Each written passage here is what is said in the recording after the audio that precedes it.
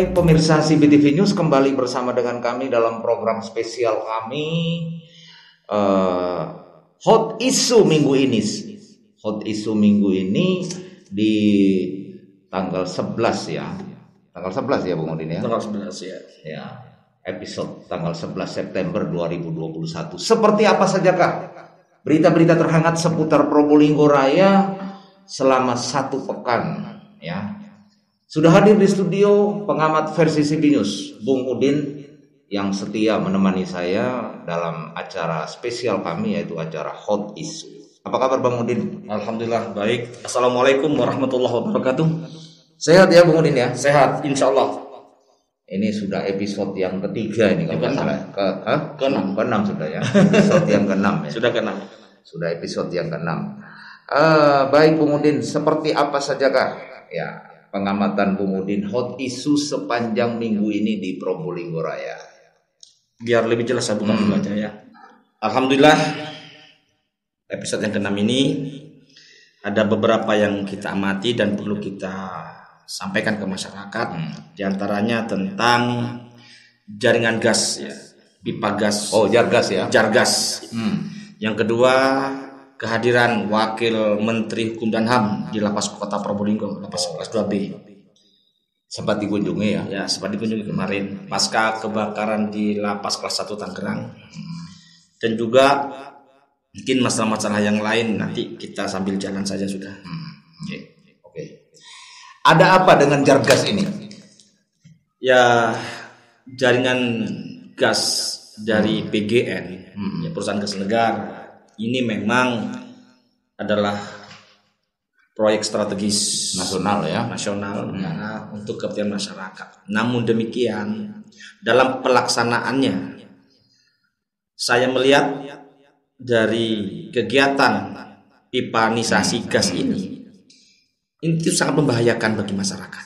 Oh, berarti pasca ini ya? Ya, pasca. Nah, saya melihatnya di beberapa ruas jalan yang kedapatan memang jadi titik penggalian untuk pipa gas ini tidak segera dikembalikan rekondisi, walaupun di beberapa waktu yang lalu CB News juga menyampaikan bahwa menyiarkan bahwa dari pihak pelaksana akan segera merekondisi dan sudah membuat pernyataan di Dinas PUPR. Nah, cuma begitu saya bertanya kepada pihak yang berwenang, ternyata tentang proyek pipa gas ini, koordinator dari Pemkot ini adalah bagian perekonomian. Wah, salah kamar dong kalau. Nah, berarti segala sesuatunya tentang pipa gas ini, kabak perekonomian yang harus bisa memberikan jawaban kepada masyarakat, terutama tentang rekondisi jalan. Nah, bentuknya seperti apa? Karena apalagi hari ini sudah hujan ini ya. Itu sangat berbahaya sekali. Ya, walaupun dari pihak pelaksana Jargas menyatakan masyarakat supaya berhati-hati, tanpa disuruh masyarakat berhati-hati. Tidak ada masyarakat yang mau celaka, enggak ada satupun orang yang mau celaka. Cuma dengan adanya galian-galian seperti itu, kalau tidak segera direkondisi, ada penyempitan ya. Apalagi yang sudah digali ditumpuk hanya dengan tanah. Terus tanah itu kan waktu ditumpuk memang pas, tapi begitu kena air kan itu turun sehingga ada ceklongan, ada lubang di situ, walaupun hanya ya? 5 atau 10 cm, tapi berbahaya bagi sepeda motor.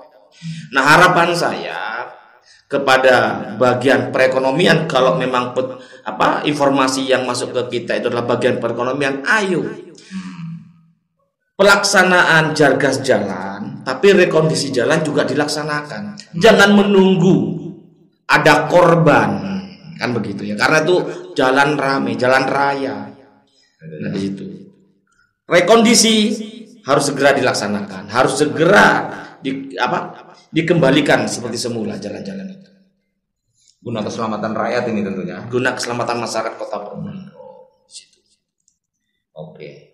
Selain Jargas ini, apalagi yang diamati selama 1 minggu? Nah, selain Jargas ini, kehadiran Wakil Menteri Menkumham di Lapas Probolinggo, pasca kebakaran di Lapas 1 Tangerang, ya memang masalah kelistrikan yang jadi tujuan utama Sampai menelan korban ini ya. ya, sampai menelan korban 41 tewas ya. Kita turut berduka. Turut berduka cita atas Apapun kejadian. persoalannya, mereka adalah warga Indonesia ya. Ya, yang terpenting mereka tetap manusia. Yang benar-benar kita merasa berduka dengan kejadian itu.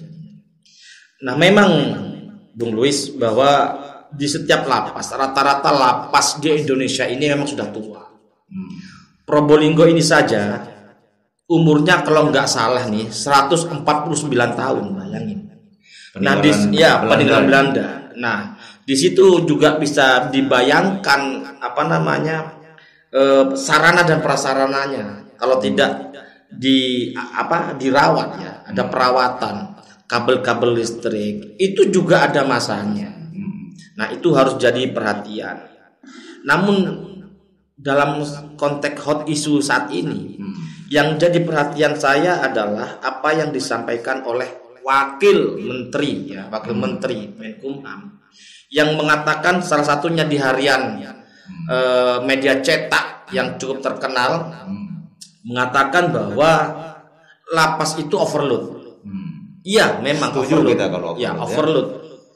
Dan mengatakan bukan kesalahan lapas. Iya, memang bukan kesalahan lapas. Tapi tentunya dari Kementerian Hukum dan HAM juga harus ada program bagaimana ada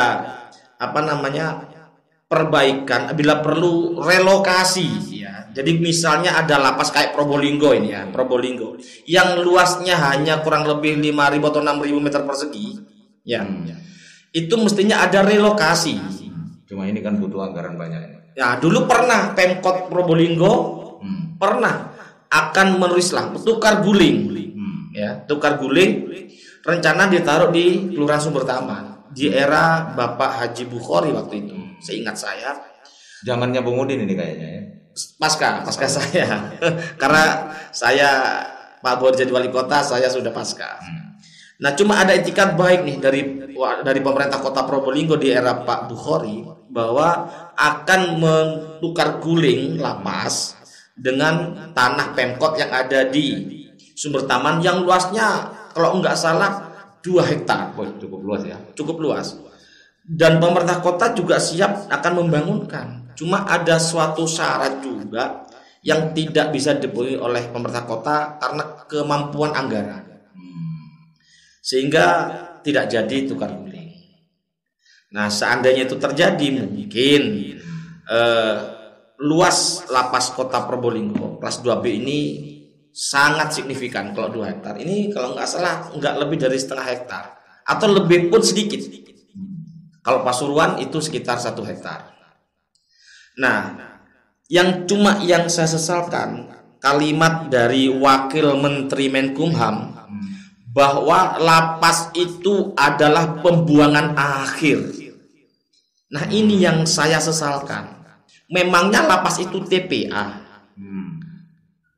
Narapidana sejak adanya Undang-Undang Nomor 12 Tahun 1995 sudah dikatakan warga binaan. Warga binaan ya. Nah, warga binaan pemasyarakatan. Artinya kenapa disebut warga binaan?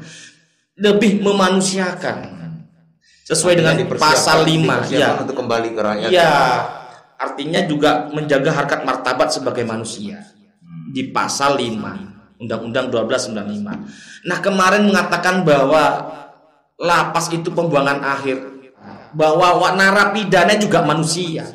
Narapidana itu juga adalah warga negara Indonesia mayoritas. Warga binaan ini ya. Warga binaan. Ya paling tidak kata pembuangan itu dihilangin. Jadi penempatan terakhir. Nah, begitu. Itu yang kita sesalkan. Tapi setelah masuk lapas, mereka bukan narapidana, tapi warga binaan. Warga binaan pemasyarakatan. Nah, di situ. Oke, kembali dengan kejadian yang ada di Lapas Tangerang.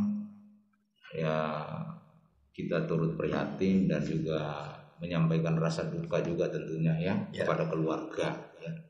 Mudah-mudahan ini bisa menjadi koreksi di kemudian hari ya.